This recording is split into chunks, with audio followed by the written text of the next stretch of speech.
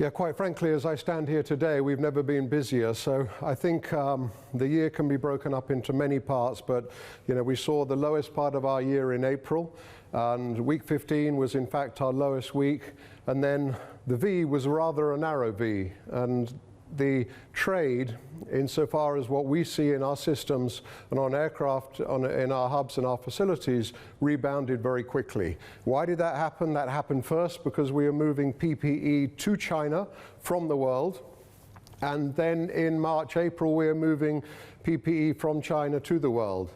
Then very soon after that, the e-commerce boom kicked off in earnest, and we've been busy with e-commerce since, quite frankly, April or May. And then in the summertime, people wanted to start their production lines, they wanted to open their warehouse doors, and traditional B2B industries started coming back.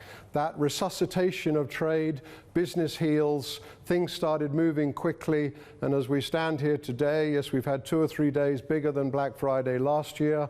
We're in perhaps our busiest week, but that's not only because of e-commerce, that is because of traditional B2B, and a rather new phenomena, I would say, business to business online, companies selling to other businesses online, recognizing that they won't be necessarily at next month's trade fair, recognizing that they won't be putting people, overseas salespeople on planes, and utilizing their normal dealership, distributorship network, and people are really accelerating the way that they can create sources of growth for next year.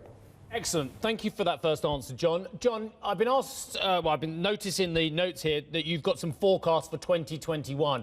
What's your worst case scenario for 2021 that you're looking at? Well, I think I'd rather look at it as the best case scenario. I'd like to think that trade liberalization continues.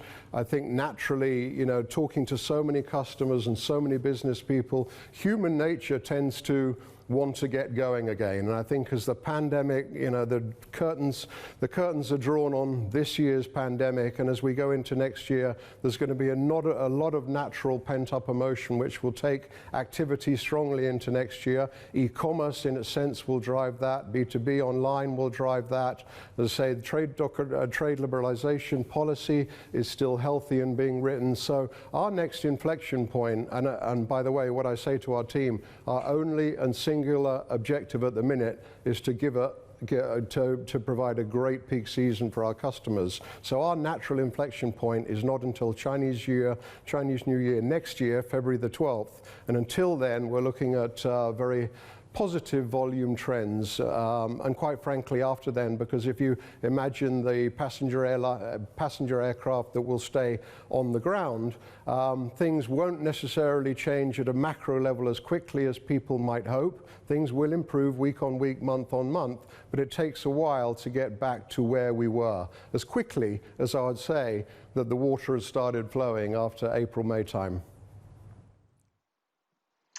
John, let me ask you about what you're saying about pent-up demand, because clearly economists, and especially the ECB, is not thinking that we are going to see a lot of pent-up demand because of the nature of the crisis. So are you witnessing a different scenario when you talk to your clients? Are we noticing